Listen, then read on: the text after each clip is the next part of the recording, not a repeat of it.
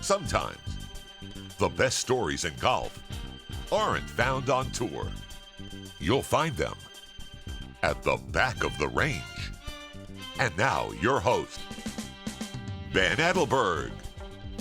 Welcome to the Back of the Range Golf Podcast. I am your host, Ben Adelberg. This is a bonus episode. It's episode 74. Before we get to the 10-time PGA Tour winner and 2013 Regions Tradition champion, David Frost, I just wanted to touch base on a couple things before we get going with this bonus episode. As a reminder, on Tuesday, I will be recording an interview with the 2018 United States Mid-Amateur champion, Kevin O'Connell. For those of you that might not know his entire story, Kevin was almost set to turn pro at Euro Tour Q School, but that's when the U.S. Mid-Am at Charlotte Country Club kind of got in the way. He played well, made match play, and ended up winning the championship. So, of course, he played in the Masters this year. He's heading to Pebble Beach to play the U.S. Open, and after that, well, we're going to find out more about that on Tuesday. This is your chance to get involved and participate with the interview. So if you have some questions for Kevin, and they could be about anything, the U.S. Mid-Am, playing in the Masters, does he have a swing coach? What does he eat on the golf course? Anything at all. Submit your question via email or DM it to us on Twitter or Facebook or Instagram. All the information that you need to reach us is available in the show notes of this episode. You know by now that we like rewarding listener participation. The USGA and Seamus Golf have chipped in a U.S. Open Pebble Beach bag tag. It's engraved. It is awesome. That is going to go out to one of the lucky winners that submit a question. I'll also kick in some back of the range swag as well. Just another way to get you guys involved and participating with the evolution, so to speak, of this podcast. We've been getting tons of support since this podcast launched, and on Friday we received a very large vote of support from the USGA. If you follow them on Instagram, and roughly 260,000 people do, you might have noticed that they posted some of our audiograms on their page. So the audiograms are those 60-second teasers of our episodes that have the wavy line in them. It's an audiogram. You know what it is. Anyway, well, they posted a few of them on their own Instagram page featuring some of the previous USGA champions that have appeared as guests on the Back of the Range. So very cool of them to do that. If you haven't listened to some of these episodes, get back in Apple Podcasts and Spotify and chase those episodes down. They're not hard to find. We have U.S. Mid-Am champions like Stuart Hagestad, Matt Parziale, Shannon Johnson, and yes, our buddy Joe Buck was featured as well. So go check those out, and thank you again to the USGA for supporting the Back of the Range. Our special guest on this bonus episode is David Frost. He has won all over the world: PGA Tour, Sunshine Tour, European Tour, Champions Tour. He has traveled the globe and won all over the place and is still playing some amazing golf out on the Champions Tour. So I met David at the Oasis Championship in Boca Raton. A buddy of mine actually went to one of his wine events and kind of put us together. And he actually invited me on the range after he got done with his afternoon round. And he's like, yeah, come on the range and watch me hit a few balls. And it was really cool. I thought, wow, here I am. I'm the host of the Back of the Range Golf Podcast. I'm on the range at a Champions Tour event. So while I'm just standing there and soaking it in and thinking how cool I was, David says, "So Ben, what do you see?" I'm like, what do I see? What do I see about what? So at that moment, his caddy is staring at me. Frosty is staring at me. I feel that everyone within earshot is staring at me. What do I see in your swing? This guy won the World Series of Golf in 1989 in a playoff against Ben Crenshaw, and you want to know what I think about your golf swing? So what turned out to be a lot of fun turned into a little bit of terror, because what am I going to tell Frosty that makes me look somewhat intelligent about the golf swing? Well, I said a couple things, and he kind of nodded at me and agreed, and luckily let me off the hook. I still don't remember what I said. I just said something very plain just to get me out of there. But still, he couldn't have been nicer. I didn't feel like I was babbling too much, even though I'm sure I was. Well, when we were finally able to record this episode, he was out on the road preparing for the next event on the Champions Tour. We spoke about his unique start in the game in South Africa, making it onto the PGA Tour, and yes, his side hustle, so to speak, Frost Wines. If you shop at Trader Joe's, you could and should pick up a bottle. So cheers to you, Frosty. Thanks for making time to join me here at the Back of the Range. Hey, thanks, Ben. Yeah, I've literally just got back from the back of the range. I know you are quite the tinkerer. So, well, let's dive into exactly what you were doing. You're out in Arizona. You're playing in the Cologuard Classic out at a Tucson National Resort. So, getting ready for kind of the Arizona West Coast swing, so to speak, of the Champions Tour. So, what were you just working on out at the back of the range? So I've gone this week to a little softer shaft. I've gone from what I used to play X1 soft step, meaning the X100 True Temper Dynamic Gold. X100, when we soft step it, I take the 2-iron, I put it in the 3-iron head. I take the 3-iron and put it in the 4-iron head. Take the 4-iron shaft and put it in the 5-iron head, and so forth. So you're playing X1s, but they're all softer than the typical. Okay. I felt the last 2 weeks, I didn't quite, I feel too bawdy. It still feels too bawdy for me. So I spoke to the True Temper rep at the Honda Classic on Monday. Okay. And I told him I want to try the S400s. So he asked me what I was trying to accomplish. And I said, I'm just trying to get a little more feel. So he said, why don't you try and soft step an S400? So I'm trying the S400s, and I felt really good in my pro-am yesterday. And then today is Thursday. We start tomorrow. I took a little nap, woke up. The driving range is about 40 yards from my hotel room window. Nice. And couldn't resist just to go and fine-tune it again. So that's what I was doing. Just want to maintain that little feeling down the bottom, So I don't want to try and work so hard to hit the golf ball, but it's okay if I hit it hard and I get good results. Of course. I don't want to hit it hard and I have that body result like I've been getting. So quite excited trying this.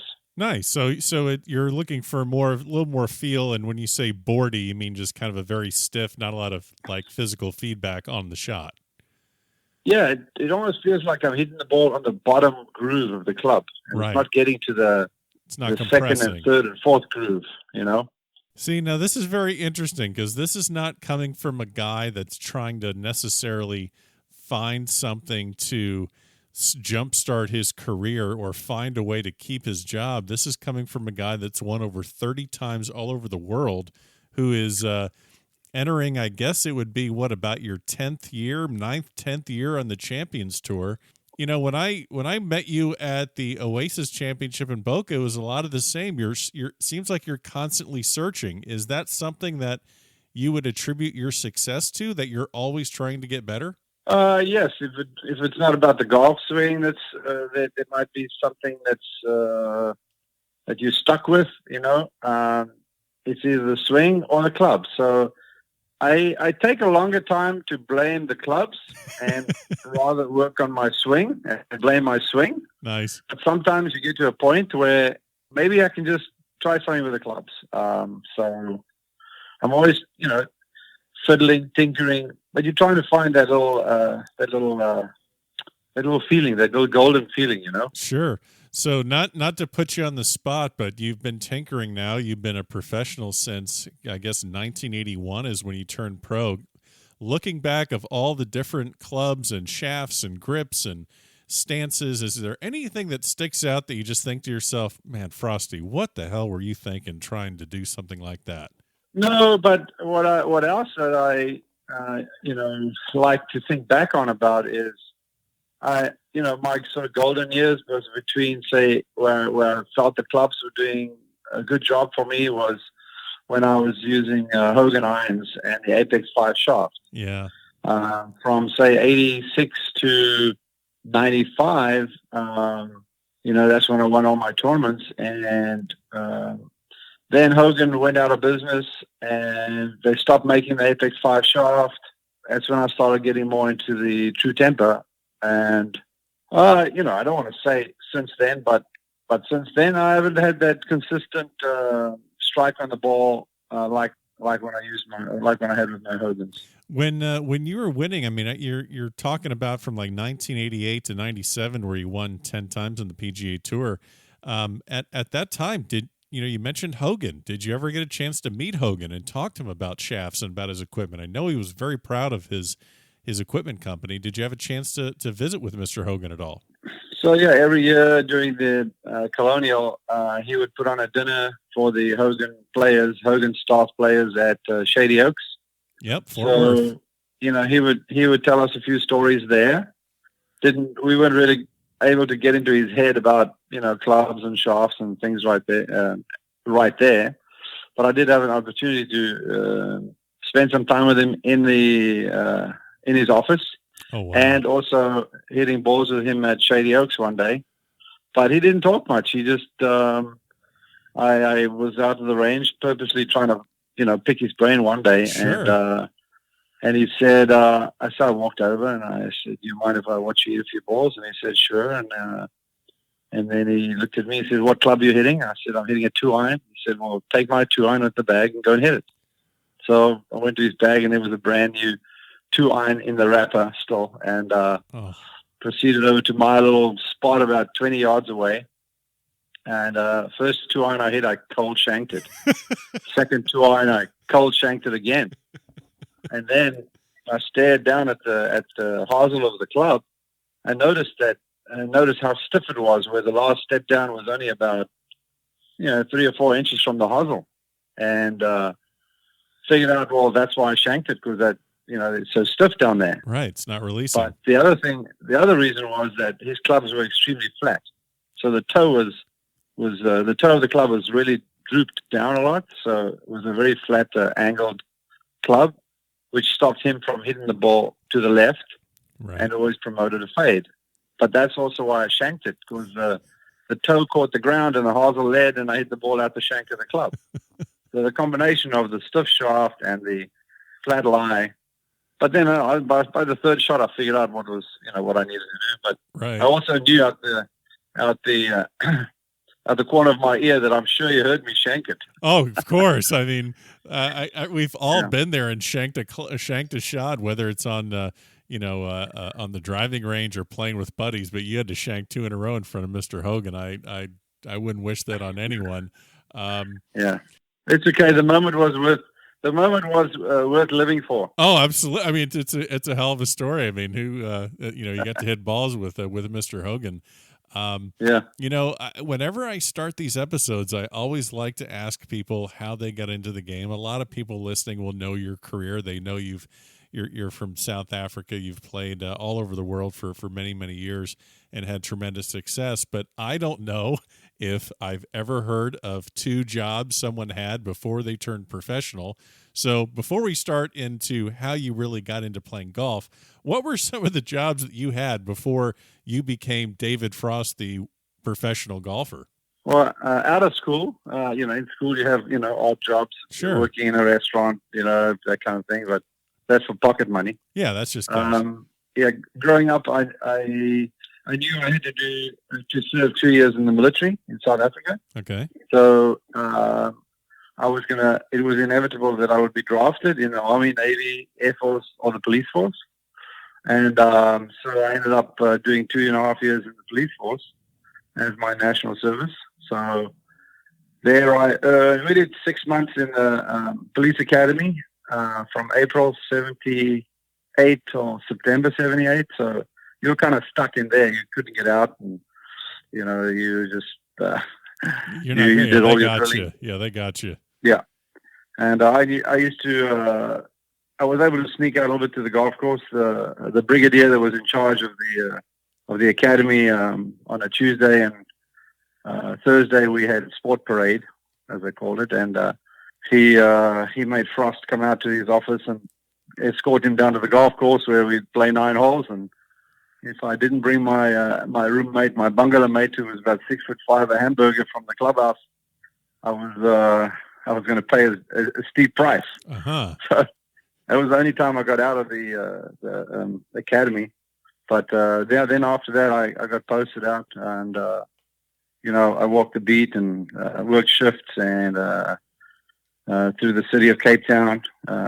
We just did what policemen do. Of course. And then that lasted for 2.5 years. I saw an opportunity after that also to play a lot of golf. and decided in this next career would be to be a cigarette rep, where I worked on the promotion team, and we actually promoted golf, hang gliding, fishing. So we do that on weekends, and during the weekdays I was able to play my golf, and those weekends we didn't have promotional events, I was able to play my league golf with my golf club. And so I developed a nice amateur career through that in Johannesburg. It was a great place to play golf, 6,000 feet above sea level. The weather's always great. So my amateur career really got going while I lived in Johannesburg in 80, 81. Sure. And those were my two jobs. Yeah, I don't think I've ever heard that. When you had those, see, you had the job, you were on the police force, but we're talking late 70s, early 80s, and then you try and turn professional. It's obviously a much different circumstance than it is now. We have such great technology these days with information and multiple different tours and challenge tours. But you're in South Africa. It's I think it's about a 16-hour flight to get to New York from Johannesburg. How did you actually plot your way to playing professionally? Did you have a strategy in mind of which tours you wanted to try? What was kind of your strategy to becoming a professional? Well, first of all, we have the luxury of what we call the Sunshine Tour in South Africa. Right. I'm sure a lot of your listeners have heard about the Sunshine Tour. And, we have great weather. We have great golf courses. It's no fluke that we have had such great golfers come out of South Africa, in the last, say, 80 years. Yeah. The courses and the tournaments and the experience that it offers you is definitely something that can carry you to the heights that you need to achieve as a professional golfer. So I obviously wanted to make my mark on the local tour first to see whether I was good enough. I didn't even think I was good enough. Okay. I was good amateur. I made my I got my national colors for South Africa. And I thought, let me give it a shot. I play the Sunshine Tour, which runs from December to January every year. So we call it like the 81, 82 circuit, right, and then the 82, 83 circuit. So I turned pro in my 81, 82 circuit and finished 16th on the money list. And then, because when you're in the military, you go into the reserve list for 5 years after you finished your 2 years. So my next year, I had to do another 30-day camp at my local police station. So I couldn't wander too far off. Right. Okay. So that makes sense. Okay. So then 82, I didn't really have anywhere to play. I came over to Orlando, Florida, where I spent 5 weeks in April with Phil Ritson. Yeah. And played some mini tours, played JC Goosey there. And then made my way from there with Phil Ritson, stepson Mark McCann. We went over to Four Spot or to Monday in Europe.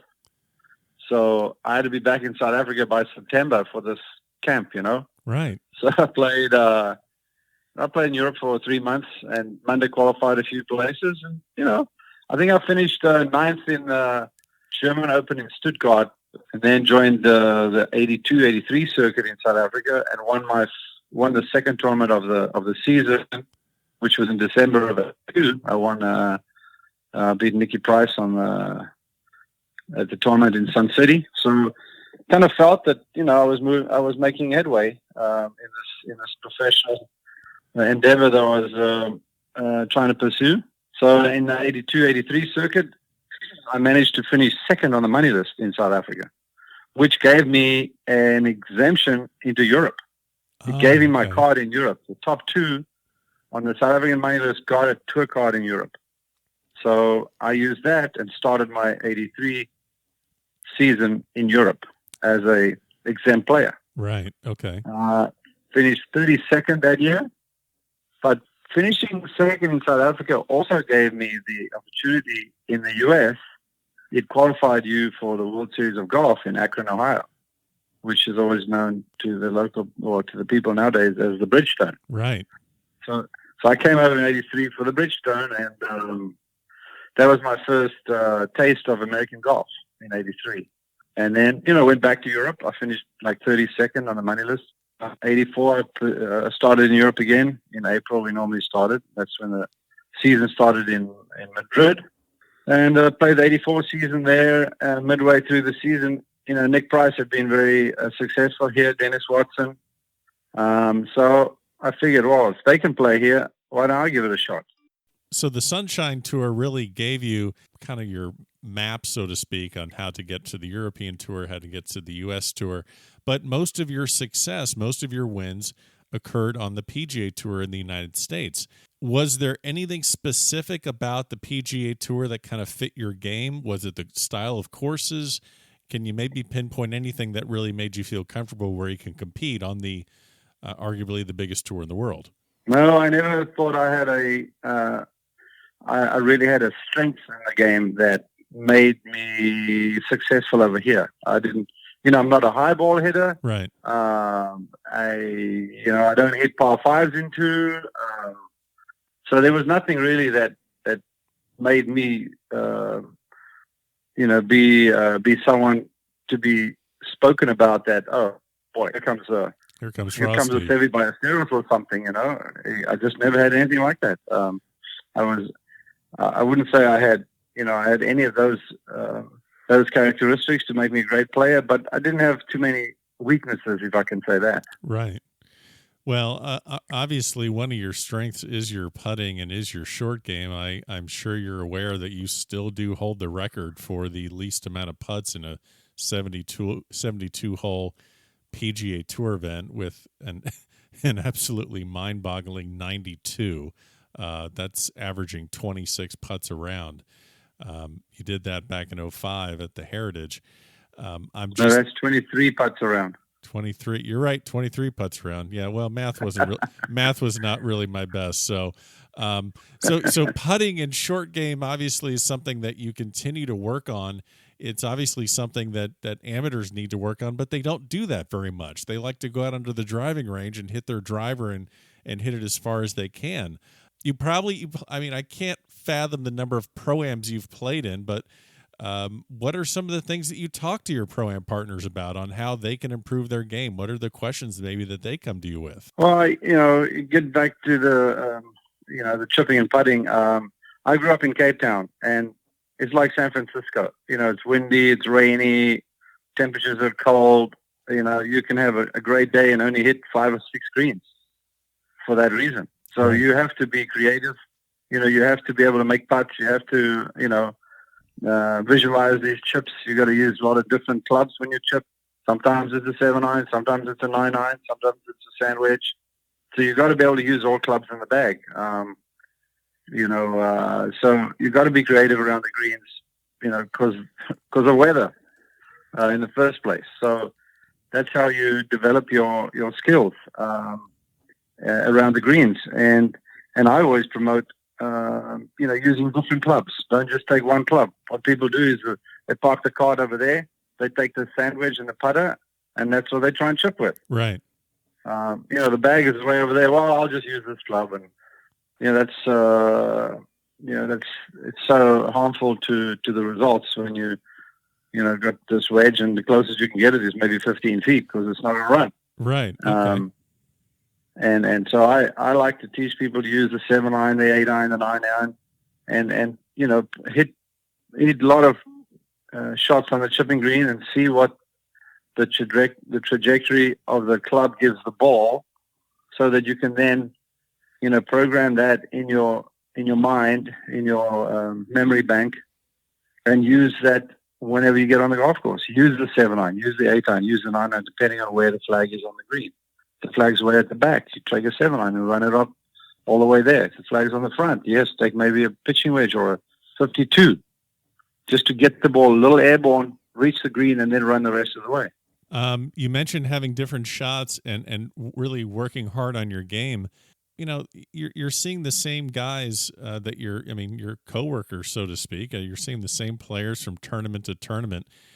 Do you ever find yourself practicing or playing practice rounds with the same players from week to week? Who are some of the guys when you're on the tour that maybe you spend a little bit more time with, maybe just on the putting green or chipping with? Any close relationships you had there?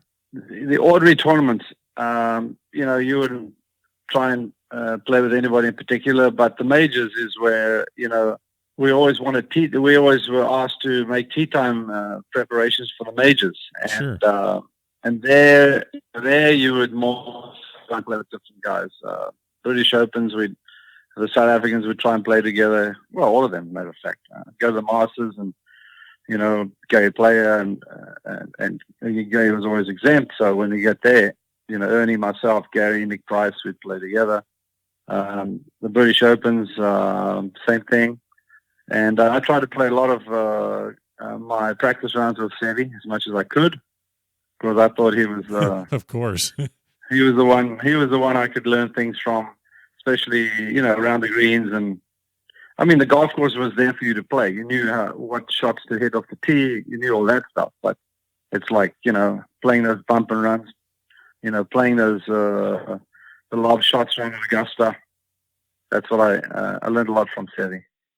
I heard a story last week where somebody was telling the story where his son was asked, how did your father teach you? He said, watch. And he'd hit the shot, and then Seve would say, you see, just like that. So he wouldn't say anything. He'd just demonstrate how to do it, and go, there you go, just do it like that. Yeah, just do it like that. Yeah. Yeah. So it's up to you to try and emulate what he just did. So, you see this? Just do it like that. Yeah, that's like Picasso. See, here's the painting. I just do that. Yeah. Yeah. Did anyone ever explain to Seve, like, look, we're not Seve. Can you? Yeah. Yeah. Wow. Well, I think back all those times that we did. He did try and teach me something at Augusta, and then I would think back. The reason why I couldn't do it is because I never did this or I never did that. And, right. And where's he now? I wish I could tell him, hey, I found the secret. Yeah. So, but he had a lot of tricks. He had a lot of tricks. He had a lot of tricks, and also, he didn't shy away from getting into people's heads either. I mean, he definitely knew how to intimidate and knew how to get an advantage over players. So he's probably one of the last maybe the last masters of gamesmanship, so to speak. He wasn't handed things on a silver platter. His mother worked a job, his father worked a job, his brothers worked hard.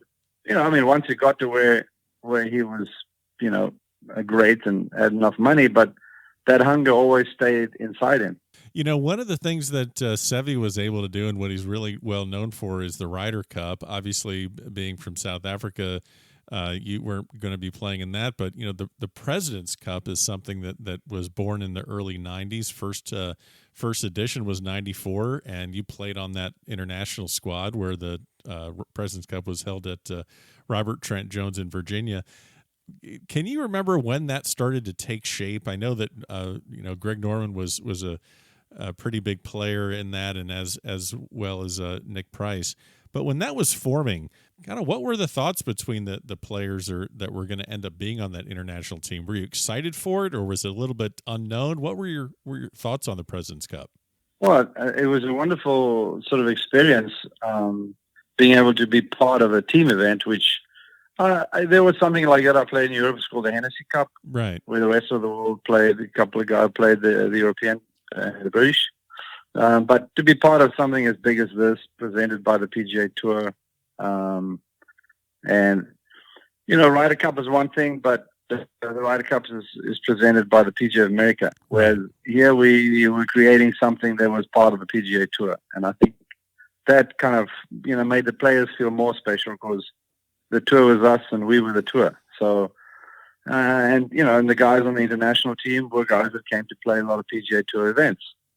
So we didn't realize at the time how special it was, but yet it did have a bearing on us that this is us, this is our tour, and the fact that they got the presidents involved at the time, current and past presidents, it made the event carry so much more weight. I remember I got a picture with Byron Nelson and Gerald Ford standing on the tee behind me, and one of the afternoon matches that I was ready to tee. So, hard to beat that kind of thing. You can't just spit at that idea, can you? No, that's you can't beat that. You're you were one of two South Africans on the team. The other one being Fulton Alum. Fulton Alum is quite a character, at least from stories that I've heard. Is there a Fulton Alum story that you can share with us from the President's Cup? He was a grinder, and he was a great player. One year he had lost his card.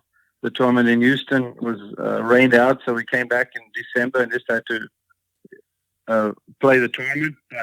But he and then he played the replacement tournament for the Houston Open and won it, which gave him an exemption for the next 2 years. So tough player, which was great to have as a match play guy on your team.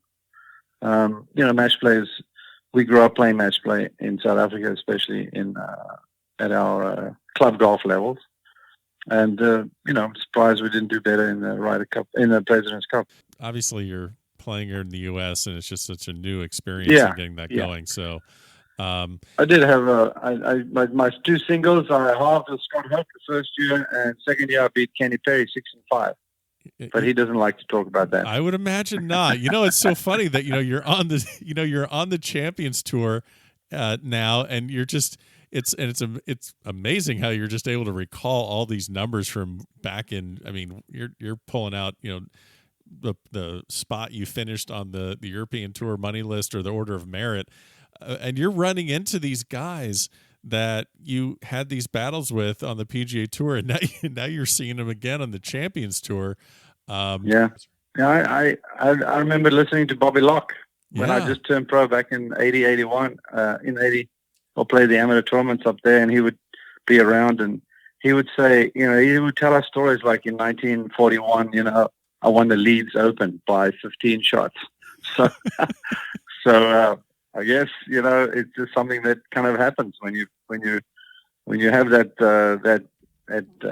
time or that day or that person programmed in your mind, it'll pop up again. Absolutely. You won 6 times on the Champions Tour. You're still out there, just grinding out every tournament and just, is it the camaraderie with the guys, or, what keeps you so passionate and so competitive to play on this tour now? Obviously the courses aren't going to get shorter, and every year you got some rookie. I mean, I think Mickelson's going to be 50 next year. So who knows when he's going to pop up on that tour. What do you enjoy so much about this tour? Well, first of all, the tour, the tournaments we play, they don't play it at 7,000 yards. So, right. Guys can still come out here, and you can't hit the driver everywhere. So you got to maybe the 3-wood places. So a guy you can compete with on that level. That the courses aren't that long. Now, when you go into the majors, that's all different. The courses are a bit tougher there. And you ask me what keeps you going. Well, you got this guy Langer, Oh, yeah. So you're thinking, well, he's 61, he can do this. Why can't I do that? And those things keep you, keep you going. So I physically, I feel I don't have anything wrong with me. I feel strong enough. So as long as I can keep fiddling with my golf shafts to find some magic, while the putter is still working, I didn't have my greatest year last year, so hopefully I can bounce back this year. So yeah, I'm looking forward to the year. That's awesome. You're, I think I heard that you're quite the Peloton guy. You spend a lot of time on the cycle, staying in shape. Is that part of your routine? I do a bit of everything. Yeah. I've got a bike at home. I like to cycle in the mornings. I try and do 15 miles with a lot of intensity, about an hour, 45 minutes, 3-4 times a week. And then I have my own little home gym where I can do a lot of stretching and pulley work, a lot of band work, just to keep myself flexible. All of the above, you put a little bit of everything. I do a bit of everything.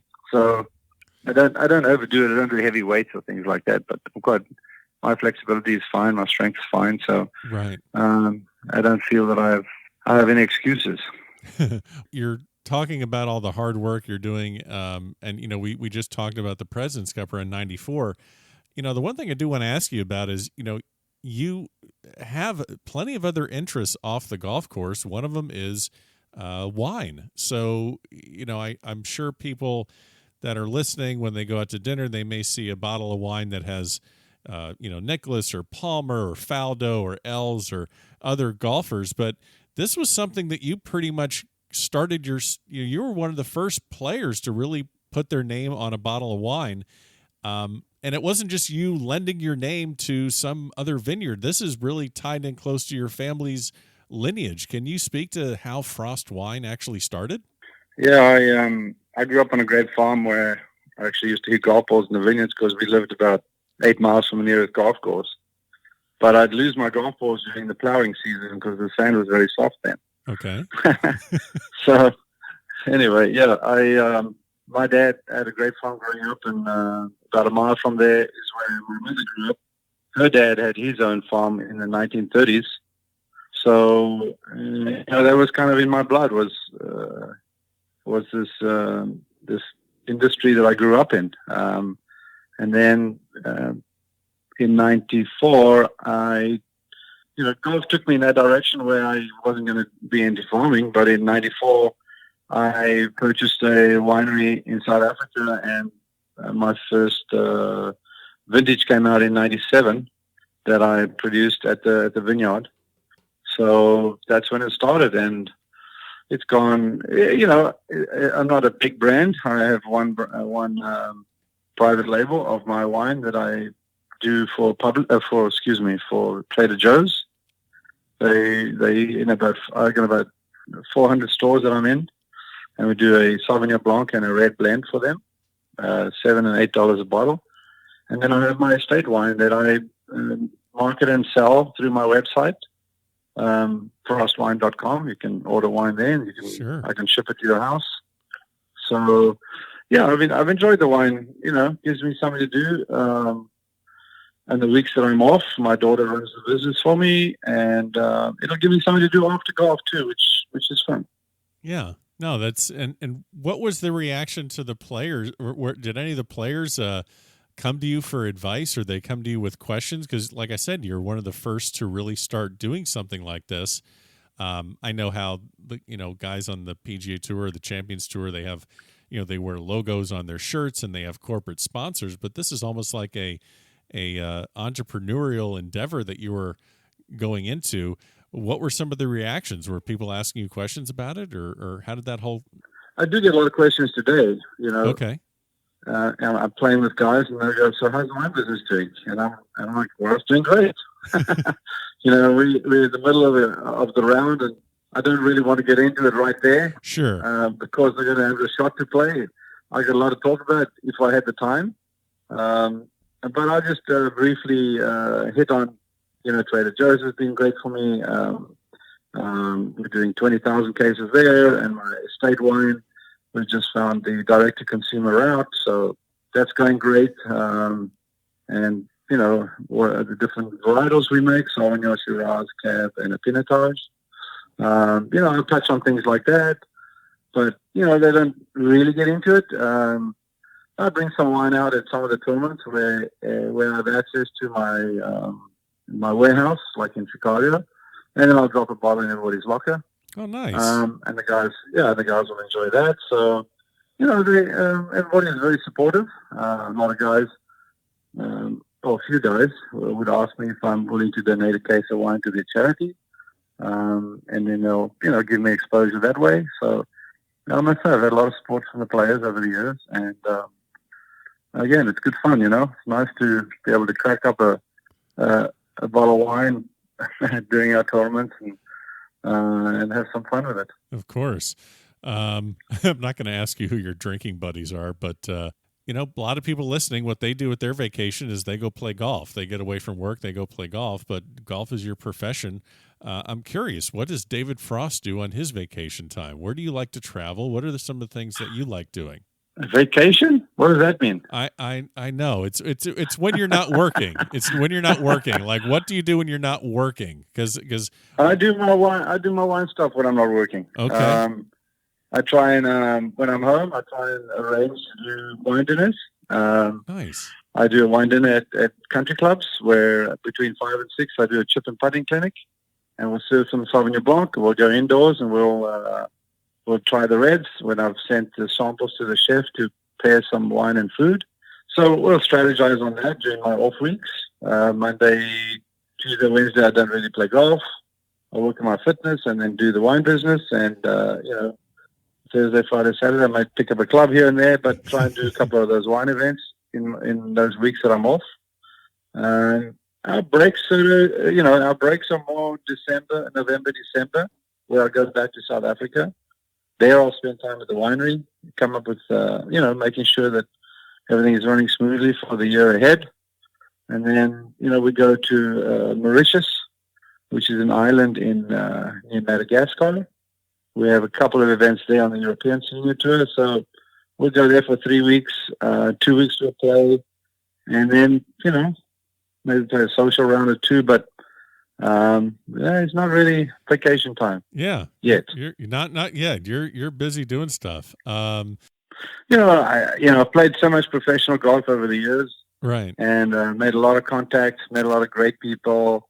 And there's always, trying to look on my database of people that I've met, come up with, strategize on different ways, to create, just other things. There's other business opportunities that am involved in a little bit. I forgot to ask you about the Sun City Challenge. It's so interesting about that term, and is that the $1 million purse is basically just about the same as what the leading money winner would win on the PGA Tour for the entire year around that time. So that was a great time because I would play all my golf overseas. Right. And then I remember Bay Hill in particular. I was going head to head with Payne Stewart. I think it was 87 when Payne Stewart won. He was at home and, had a lot of support. Then what I was trying to say is I go to South Africa and then I got all the support again when the American guys came over there. Of course. So it was really special to have won in front of your home crowd.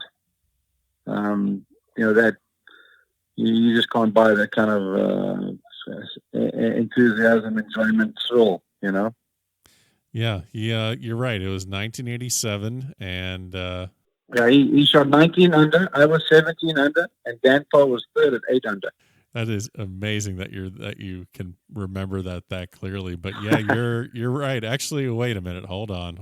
We might have a difference here. I think he was at 20 under. It says here 20, but you never know. It's right there. You know what? Yeah, he birdied the last hole to go to 20. I had a 2-shot. He had a 2-shot lead playing 18, and I figured in my brain it was always you can still bogey and I can birdie. Right. And he ended up birdieing, so I didn't give up hope, even though I played 18. And he won by 3. That's right. You're right. That's wow. But then he birdied the hole.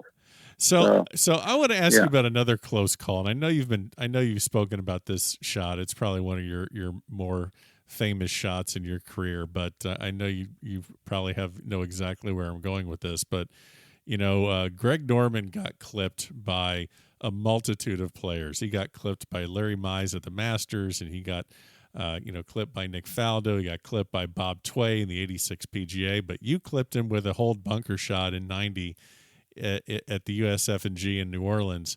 It's a great bunker shot, but I guess my question is, golf is not like baseball or football or basketball where, a tough loss, you don't have to see that team for a month or 2 or 3 or whatever, but you got to see these guys the very following week in most cases. If you just turn and not even walk anywhere near Norman, or when things like that happen to you or they happen to other people, is there just the unspoken rule of we just don't talk about that, or is it just the opposite? It's like, hey, you got me last week, I'll get you this week. Yeah, it's definitely like that. It's not it's not like you trying to beat him and nail his ass to the coffin kind of thing. Right. You're playing the course, you're not playing the man. And yeah, people don't see it that, you're playing the person. You're playing your own game. There's the hole. There's the shots. Throughout your career, there have been a lot of bad bounces rather than good bounces. And it's nice to get the good bounce occasionally. And, when you win, the good bounces go your way. So no, I don't think it's, I don't think it's like, you come to the next week and you're trying to avoid somebody. Gee, you're competitive. You're playing the field. You're not playing the person. Right. Final question, unless you have some other question I should ask you, but I was going to ask you. No, it's something I just thought about now, but I thought about it on the weekend. Okay. You remember, I don't know if you watched the golf this weekend where Dustin Johnson got a drop because he was dead up against a tree, but his foot was on the cart path, although he was playing away from the hole. Right. Did you see that? Yeah, I think I know what you're talking. Yeah, so he was basically stymied right behind that tree, and if he, so I'm assuming what you're getting at is that if he was going to hit that shot sideways, he would not have had his foot on the path, but instead he put his foot on the path so that he would get the drop. Yeah, he couldn't go sideways. He had to go backwards, and his foot was on the path, so he got a drop. Right. Now, you need to go to YouTube. David Frost, Ruding, Carnoustie, 1999. On the second hole, I've hit this horrific pull, and I eventually find my ball, but it's about 2 feet below the surface of the road, which is right adjacent to me, right behind me. But because the ball is so low down, and there's no shot to the fairway, I've got to what I'm trying to do is chip it onto this road. But I called an official over and asked him if I chip this ball onto the road, do I get a drop? He said yes. Because there was a nice bare piece to the left of the road where I could then drop it. Right. So as I went down to play the shot, I couldn't reach the ball. So I had to sort of widen my stance to get my shoulders all the way down, if you know what I'm doing. Right. And all of a sudden, I've got my foot on the path. So I said, do I get a drop because my foot is on the path? He said to me, no. I said, why not? He said, because you're taking an abnormal stance. I said, but I've got an abnormal eye. I can't just stand with my feet normal width. I would never get down to the ball. So I have to stand wider for me to get all the way down there. Right. And he goes, no, you cannot have a drop. So, I asked for a second opinion, and the guy wouldn't give it to me either. So I proceeded to hit the ball, like I demonstrated, onto the path, and then they gave me a drop. So about on the way back in the plane, one of the PGA Tour officials, that was the RNA official that came to me. Right. The RNA, the PGA Tour official, Ben Nelson, came to me and said, hey, I went to the RNA guy and I said to him, look, if the pro tells you, this is his best effort to play this shot, then you're not there to really argue with him unless, you see it's not the way he has no other option. If he did have another option, fine. Actually, a couple hours later, Rory McIlroy had the same thing. And the official did not give him a drop. And you can see that on the replay as well. And there, Rory was taking a chance where he tried to stand a little wider than he should have. But I had no choice. So go and YouTube that. It's an official, at least my understanding, an official isn't there to, they shouldn't be there to, they're trying to guard you from accidentally breaking a rule. They're not, they should, I mean, that shouldn't be they're not trying to get you. They should be trying to, be, I've had a similar situation at the TPC Sawgrass, Jacksonville. I pulled my drive on 16, the par 5. There was a cart path. Left of the cart path was a tree. My ball was between the cart path and the tree, and I was going to have to play a left-handed 5-iron through this gap. And that's the only shot I had. And I said to the official, and he said, "Sure, take a drop. If that's your intention, you can go ahead and take a drop." So I took a drop, and I played it right-handed. Let me see. I was going to ask you this. So you've had this storied career. You've won all over the world over 30 times on multiple tours. I always kind of like to ask this question. What do you tell a 21-year-old David Frost if you can talk to him right now? Any advice you'd give a David Frost at 21 years old? Definitely learn as much as I can from other golfers. Go look at the guys that are successful. Don't necessarily copy them, right. but just look at their tenacity and their and their commitment, willpower,